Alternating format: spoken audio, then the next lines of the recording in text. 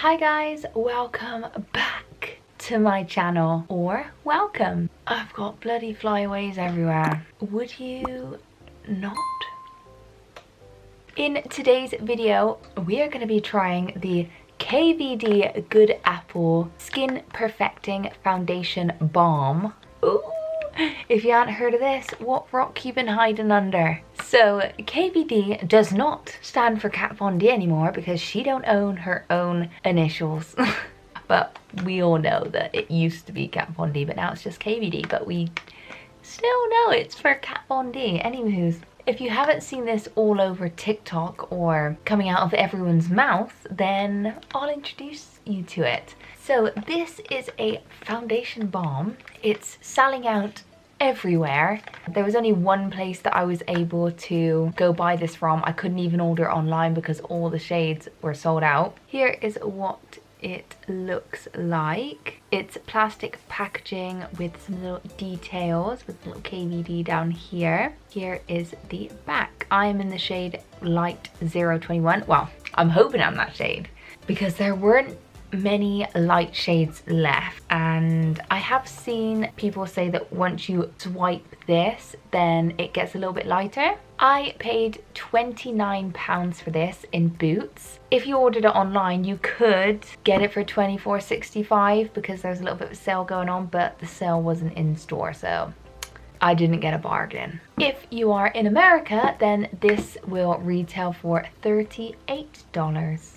We're gonna see if it holds up because I am quite oily skinned and this is recommended for dry to normal skin, but it does say on the website if you're oily then just to set it with a powder. Okay, I'm just gonna read the little description on the website. So this is a buildable, full coverage, hydrating foundation balm with a lightweight, long wear formula and a fresh matte finish in a fully recyclable packaging. So that's good. Infused with apple extract to help nourish skin, Good Apple minimizes the appearance of pores. Your girl needs that. And gives skin a smooth, healthy look. Plus, it's non-comedogenic. I can't read. This non-cakey, flashback-free foundation quickly covers blemishes and discoloration for an instant confidence boost. You can use a sponge or foundation brush. And for oily areas, set foundation with Lock-It setting powder. I don't have that. I'll just use the Laura Mercier powder. I think it's time for us to dive on in. Let's have a little redo. So yesterday was a bit of a fail because the concealer I used kind of threw me off. I was just complaining about the concealer all day. So I thought, let me try it again. I'm going to be starting off by using a brush to apply it, and then today I'm actually going to be blending it out with a beauty blender. And first I'm going to stick some primer on. This is the e.l.f. Poreless Putty Primer. So I'm just basically focusing it on my T-zone because that's where I get oiliest and I've got the most pores. So my skin ain't looking the best because it's mostly over this side though. It's been the most wonderful time of the month, if you know what I mean. So I've got like a humongous volcano spot, but it's like a scab, so this is gonna be really hard to cover. I've got my scars from when I had blood poisoning and nearly died. And yeah, just like a little breakouts. This side's not so bad, so here's the good side. Let's dive on into the product. Just dab it in. Let's do the infamous swipe. It does look a bit scary once I apply it all over, but once the rest of my makeup is on it looks good. Does anyone else have that thing where their forehead gets so much darker than the rest of their face? Because that's me, mate. I'm just gonna take me sponge and blend it out. So what I found with this product is it doesn't look like a foundation on the skin. It does blend in and looks like skin. One thing I did find was it did settle around my nose yesterday. We did have some creasing. Wow, I look like Homer Simpson.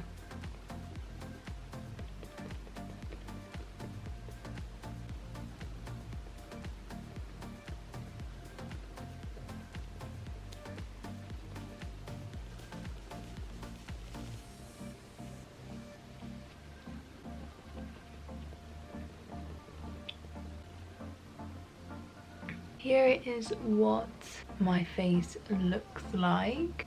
It does give you like a very youthful glow to your skin. It's covered well. As you can see, it is settling around my nose. That was the problem I had yesterday. I do try to take a little brush, but it doesn't really seem to help. I like wow at the coverage or like finish? Not really, to be honest. It does give a nice finish and I can see why people are loving this product. I do like the finish it gives. You can definitely tell by the consistency that it is going to be a bit oily. I'm gonna go pop on the rest of my makeup and I'll be back. I was literally just gonna whack on a little bit of eyeshadow and mascara, but I ended up just sitting here and playing with makeup and it was actually quite nice. So I've had the foundation on my skin for about an hour now. So after sitting on my skin for about an hour, so if you look around here, you can kind of see it looks a bit like dotty and cakey.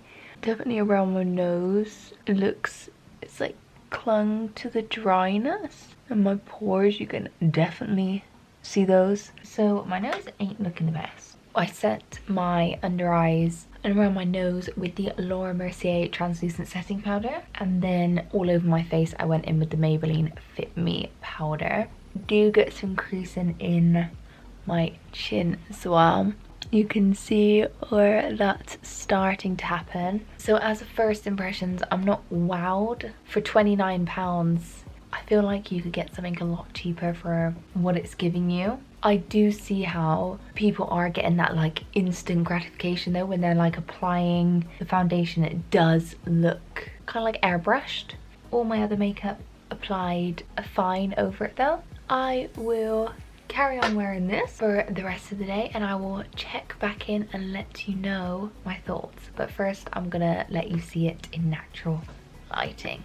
You can see where it's creasing and where it's kind of getting a bit cakey over here.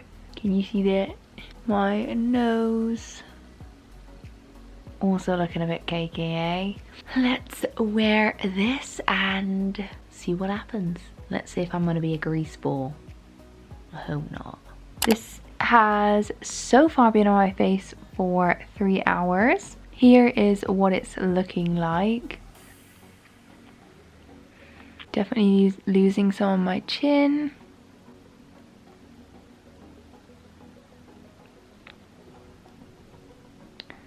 And it looks rather like cakey on my nose. Forehead's looking fine. It doesn't look too bad. It's not too greasy at the minute, although I have got some shine, so we definitely got a sheen going on.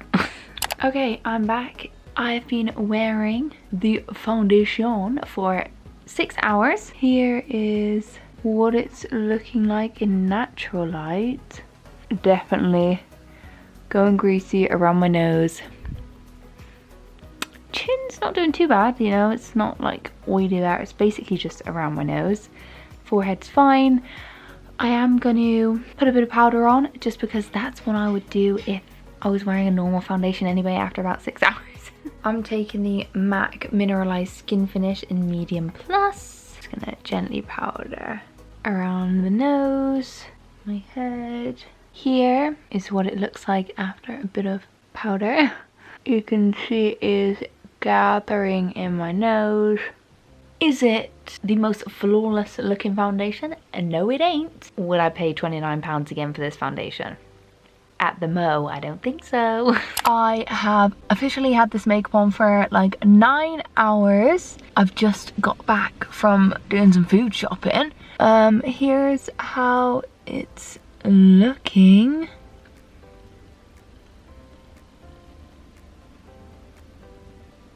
Let me have a look in the mirror.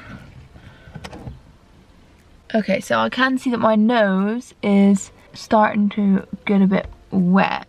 So like when I press it, you can feel the oil. I can feel it on my finger. So it's definitely oily around my nose. You can see it coming off.